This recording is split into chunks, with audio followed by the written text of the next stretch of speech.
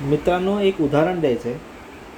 जर समजा तुम्ही एक दावा दाखल केला आहे आणि त्या दावामधली तुमची सगळ्यात मेन प्रेयर आहे का तुमची प्रॉपर्टी कोणीतरी दुसऱ्या माणसाने स्वतःच्या ताब्यात घेतली आहे.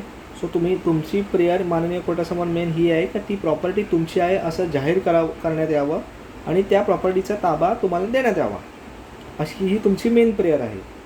पण जेव्हा दावा प्रलंबित आहे, जेव्हा दावा चालू आहे माननीय कोर्टासमोर, त्यावेळेस असं होतं का समोरच्या पार्टीनी तो प्रॉपर्टी सूट प्रॉपर्टी तिसऱ्या माणसाला विकली.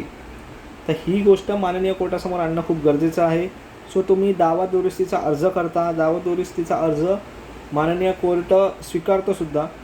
पण जेव्हा तुम्ही तो दावा दुरुस्तीचा अर्ज करता त्यावेळेस एका गोष्टीची काळजी घेण्यात यावी का ते समोरची पार्टी जी नवीन ज्याला प्रॉपर्टी विकली आहे तुमच्या प्रतिवादीने, त्याला ऑन रेकॉर्ड प्रतिवादी म्हणून जॉईन तर कराच, पण त्या व्यतिरिक्त तुमच्या प्रतिवादींनी ज्याला प्रॉपर्टी विकली आहे त्यांच्यात जे खरेदी खत झालं आहे किंवा त्यालाही माननीय कोर्टासमोर आव्हान देणं खूप गरजेचं आहे. थँक्यू.